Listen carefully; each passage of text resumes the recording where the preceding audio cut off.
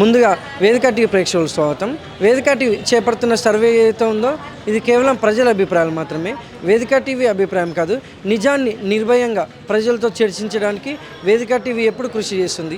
ఇందులో భాగంగా ఈరోజు సూర్యాపేటలో ఉన్నటువంటి కొత్త బస్ స్టాండ్కి రావడం జరిగింది. మరి ఇక్కడ ఉన్నటువంటి ప్రజలు చాలా గ్రామాల నుంచి నేరేడుచెల్ల, భీమారం, కోదాడ, ఖమ్మం, తుంగతుర్తి, తొర్రూరు, హన్మకొండ, మహబూబాబాద్ నుంచి ప్రజలు ఇక్కడికి రాకపోకలు సాగిస్తుంటారు. మరి ఇక్కడికి వచ్చే ప్రజల్ని ఇప్పుడు ప్రభుత్వంలో ఉన్నటువంటి రేవంత్ రెడ్డి గారి పాలన ఏ విధంగా ఉంది, మరి వారు ప్రవేశపెట్టిన ఈ 6 గ్యారెంటీలు కానీ సంక్షేమ పథకాలు ప్రజలకు ఎలా చేరవేరుతున్నాయి, మరి గతంలో కేసీఆర్ గారి పాలన ఏ విధంగా ఉందని ఇక్కడికి వచ్చే ప్రజల అభిప్రాయం తెలుసుకునే ప్రయత్నం చేద్దాం. రిపోర్టర్ కార్తిక్ గౌడ్, వేదిక టీవీ. నమస్తే అమ్మ. నమస్తే సార్. మీ పేరమ్మా? నా పేరు లక్ష్మీకాంతం. ఏం చేస్తుంటారమ్మా? మీ ఇంట్లో గృహిణి అండి. గ్రామం, మండలం? మాది పక్కన కాలనీ, సూర్యాపేట కింద. సీఎం రేవంత్ రెడ్డి గారి పాలనపై మీ అభిప్రాయం ఏంటమ్మా? ఎలా అనిపిస్తుంది అండి? చాలా బాగుంది. ఏ విధంగా అంటే లేడీస్కి ఫ్రీ బస్సు, మంచిగా అన్ని సన్న బియ్యం, రైతులకి రైతు బీమా, కొద్దిగా అంత, current free, gas cylinder free, 500కే గ్యాస్ సిలిండర్. పరిపాలన చాలా బాగుందండి. సన్న బియ్యం బాగున్నాయి, అందరు తింటున్నారు. ఇంకా మంచిగా ఇవ్వాలని అనుకుంటున్నాము. కంటిన్యూ కార్డు లేని వాళ్ళకి కూడా మళ్ళీ కార్డు పెట్టుకున్న వాళ్ళకి కూడా కార్డు ఇవ్వాలని కూడా కోరుతున్నాం. రేషన్ కార్డులు కూడా మళ్ళీ కొత్త కార్డులు కూడా ఇవ్వాలని కోరుతున్నాం. వాళ్ళు సన్న బియ్యం తింటుంటే మేము కూడా తినాలని ఆశ ఉంటుంది కదా జనాలకి, వాళ్ళకి ఇవ్వాలని కోరుతున్నాం. మరి గతంలో కేసీఆర్ గారి పాలనపై మీ అభిప్రాయం ఏంటమ్మా? కేసీఆర్ పాలన అంటే ఆయన కూడా 10 సంవత్సరాలు చేసిండు, అనుభవం ఉంది తనకు కూడా. కొన్ని ఇబ్బందులు వచ్చినాయి, అంతే. థ్యాంక్స్ అమ్మా. నమస్తే అమ్మా. నమస్తే అండి. మీ పేరమ్మా? నా పేరు తేజశ్రీ. ఏం చేస్తుంటారు? నేను స్టూడెంట్ని. గ్రామం, మండలం? మా సూర్యాపేట అండి. సీఎం రేవంత్ రెడ్డి గారి పాలనపై మీ అభిప్రాయం ఏంటమ్మా? అంటే ఇంతకుముందు కేసీఆర్ ఉన్నాడు కదా, ఇప్పుడు ఒకసారి ఆయనకు కూడా ఛాన్స్ ఇద్దామన్నట్టు ఆయనకు కూడా ఓట్లేసాము మేము. మంచిగా ఉంది, చాలా యూజ్ అవుతుంది. మాకైతే ఫ్రీ బస్ మాత్రం చాలా యూజ్ అవుతుంది స్టూడెంట్స్కి. ఇంకా ఇంట్లో అమ్మ వాళ్ళు కూడా మంచిగా మంచుకుంటున్నారు సీఎం గారిని. కరెంటు, గ్యాస్ అవన్నీ మంచిగా అనిపిస్తుందండి మాకు. మరి గతంలో కేసీఆర్ గారి పాలనపై మీ అభిప్రాయం ఏంటమ్మా? కేసీఆర్ గారు ఉన్నారు కూడా ఇప్పుడు మంచిగానే చేశారు వాళ్ళు కూడా. ఇంకా ఇన్ని రోజులు వాళ్ళు ఉన్నారు కదా, ఆయనకు కూడా చాలా ఎక్స్పీరియన్స్ ఉంది. అసలు తెలంగాణ రావడం వల్లనే ఆయన వల్ల మనకి ఆయన కూడా చాలా బాగా చేశారు. ఇప్పుడు రేవంత్ రెడ్డి గారు కూడా ఇప్పుడు చాలా మంచిగానే చేస్తున్నారు. థ్యాంక్స్ అమ్మా. థ్యాంక్ యూ అండి. నమస్తే సార్. నమస్తే సార్. మీ పేరు సార్? నా పేరు పొట్లపాడు. ఏం చేస్తుంటారు సార్? మేము వ్యవసాయం చేస్తాం. గ్రామం, మండలం?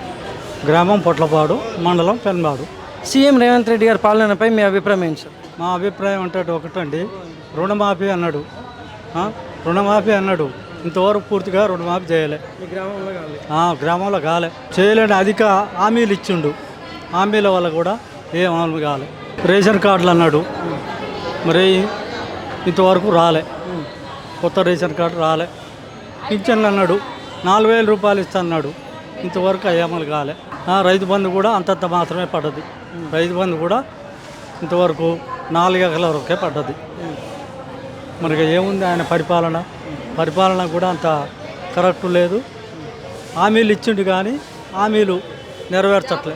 మరి గతంలో కేసీఆర్ గారి పాలనపై మీ అభిప్రాయం ఏంటి సార్? ఆయన కేసీఆర్ పరిపాలన సరే అప్పులు చేసిండు అన్నారు కానీ హామీలు ఇచ్చిండు. ఆయన రుణమాఫీ శాస్త్రన్న కాడి చేసిండు.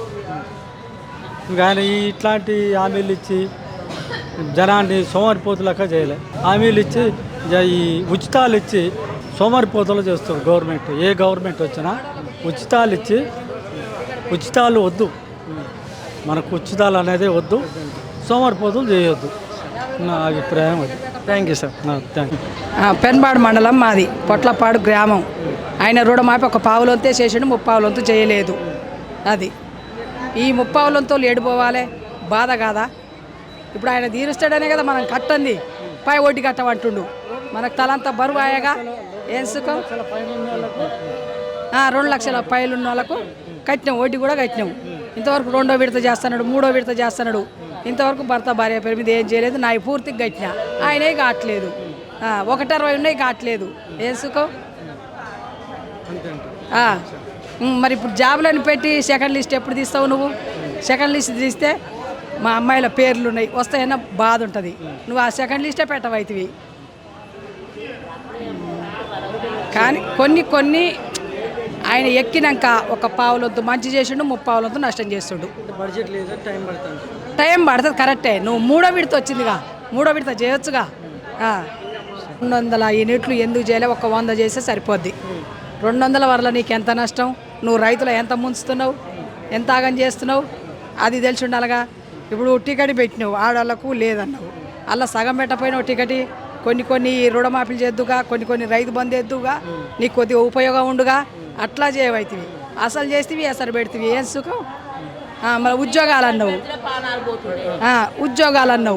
ఉద్యోగాలని పిల్లలకు పరీక్ష రాపించినావు, నర్సు వాళ్ళకి వీళ్ళకు. సెకండ్ లిస్టులు లేపలేదు ఇంకా. నువ్వు ఎక్కి కూడా సంవత్సరం దాటింది. సెకండ్ లిస్టులు లేపినవా? ఏమనంటే రెడ్డి వాళ్ళకి జాబ్ లేదంటావు. ఇప్పుడు కొన్ని ఏ పావులోంత ఇచ్చినవో 30 పావులోంత ఇయ్యలేదు.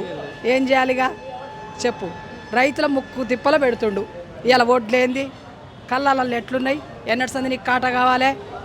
వడ్లు ఏందండి చూడు, అనంతరం సొసైటీలో చూపిస్తారా ఎన్ని ఉన్నాయో? ఎక్కడనైనా ఐకేపీలలో చూపిస్తారా ఎన్ని ఉన్నాయో? నువ్వు ఎప్పటి సంది కాటేయాలి? ఉగాది పండుగ అవతల నుంచి కాటేయాలి నువ్వు. నీకు లారీ లోడ్ లేదా?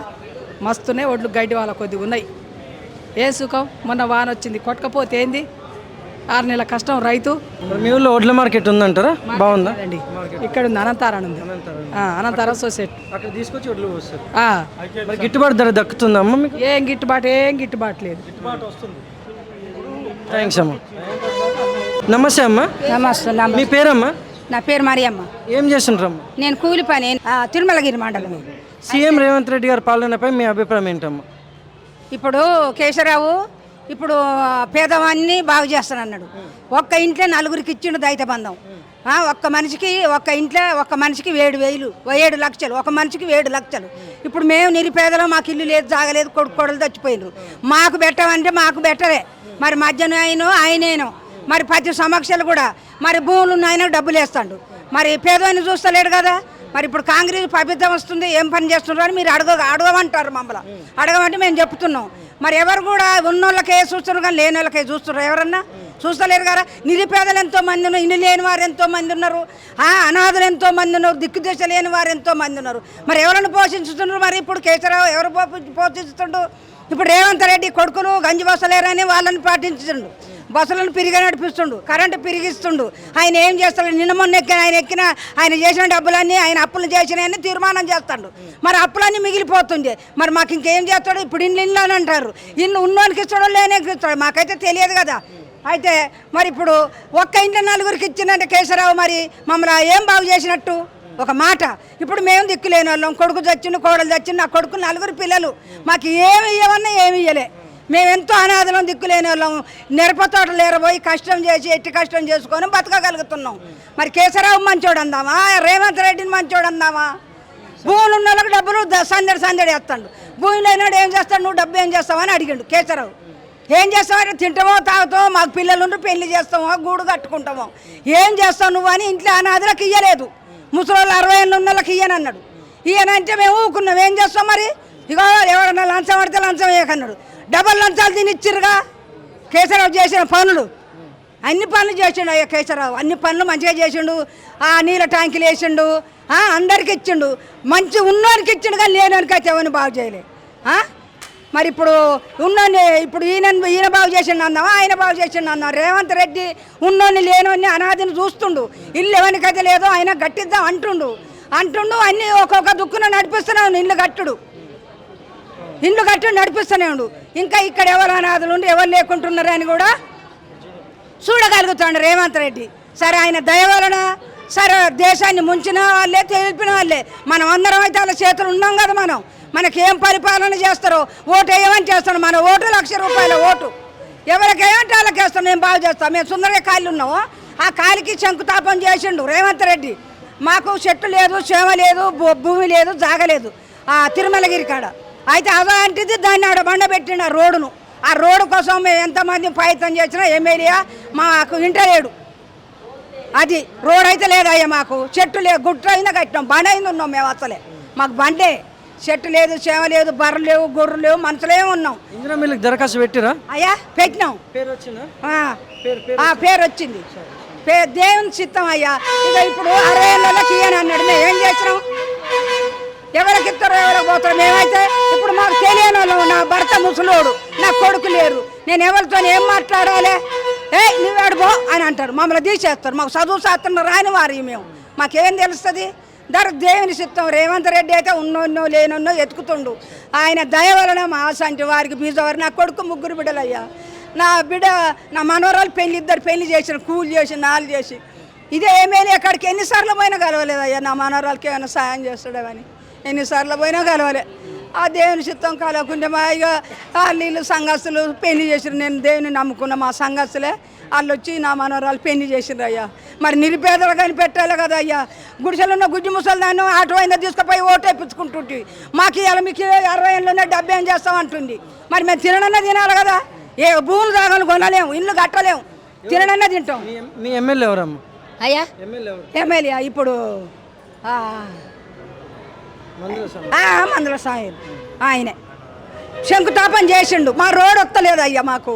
మరి ప్రజలకు ఏమైనా సమస్య ఉంటే వచ్చి పరిశీలించే అవకాశం ఉంటుంది. ఎమ్మెల్యే ఎప్పుడైనా వస్తారు ఊర్లోకి? ఎప్పుడు మా గుట్టకు రాడు. అక్కడ ఆయన ఉండే తలానికి వస్తాడో మరి ఎక్కడికి వచ్చి పోతాడో. మేము లాంగ్ ఉన్నాం, నడిచిపోవాలి అయ్యా. రోడ్డు లేక ఆటోలు వస్తలేవు, నేసుకుపోదాం అన్న ఆటోలు రావు మా గుట్టకు. సనా ఆర్థిక పరిస్థితులు ఉన్నాం అయ్యా. మేమైతే ఎండల ఇప్పుడు మా గాలి పంకల ఏమున్నాయి? ఒక గుట్టకు ట్యాంకులు లేవు, స్తంభాలు లేవు. ఎట్ట మేము బతకగలుగుతానో దేవునికి తెలుసు అయ్యా. ఈ కొద్ది సమయం ఇచ్చినందుకు దేవుని స్తోత్రాలు అయ్యా. థ్యాంక్స్ అమ్మా. థ్యాంక్స్ అయ్యా.